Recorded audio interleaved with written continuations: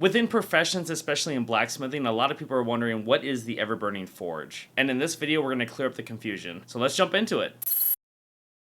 Okay, we're not going to waste any time, we're going to jump right into it and start explaining what the crap this thing is. So the Everburning Forge is a specialization you can spec into within blacksmithing. And when you put knowledge points into Everburning Forge, you're going to learn a recipe on how to make Everburning Ignition. And when you craft this and use it, it increases your resourcefulness, your multi-crafting, and your ingenuity. If you don't know what those are and you're trying to work on professions, then you really need to watch this video, which is linked right over here. That is a breakdown on how professions work in the War Within. It's a really good understanding on the new profession system that got launched in Dragonflight, and it will teach you what resourcefulness is, what multi-crafting is, and also how ingenuity works with your concentration. So before I go further into explaining what Everburning Ignition is, watch that video, understand what those three attributes are, and then we can continue. But if you understand what those three are, then we're good to go. When you use an Everburning Ignition, which you'll find in your bags over here when you make one, it's going to increase your ingenuity, your multi-crafting, and your resourcefulness by a substantial amount. And you're going to want to use this when you're crafting a really expensive piece of gear. And what I mean by expensive is an item that uses a lot of materials that cost a lot of money. Like profane tinderbox, for example, you need one of these to make a sanctioned alloy,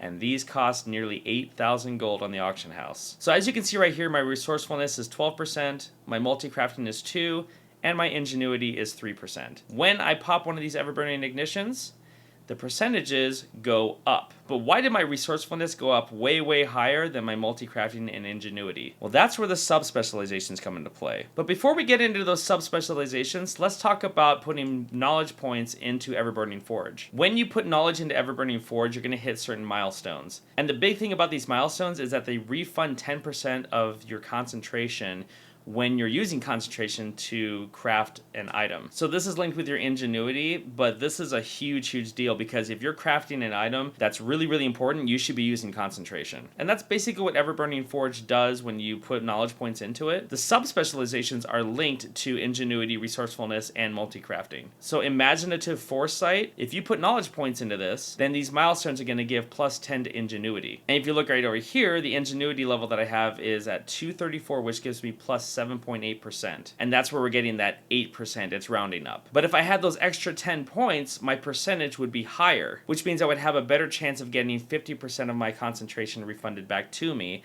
after I'm done crafting an item. And that's basically all that does. And if that does that, then you can imagine what Discerning Discipline does. Discerning Discipline is focused on your resourcefulness. And since I have this maxed out at 20, and these milestones are giving me plus 15 in resourcefulness, that's why my resourcefulness is at 569 and giving me a 22% rate. Because I wanted to have mats get kicked back to me after I'm done making an item. And then the last one, which is Gracious Forging, is the same exact thing, but with multi-crafting. You get plus 10 for multi-crafting for every milestone that you hit, so this would increase your multi-crafting percentage. And that's basically it. If you're focusing on making consumable materials within blacksmithing, so that means making items that are going to be used to craft another item, and that item's going to be consumed in the process. Like for example, this one right here, Sanctified Alloy. You would create these in order to make the plate armor or the weapons within blacksmithing. So if you want to focus on making those things or making high quality consumable items like that and selling them on the auction house, then Everburning Forge is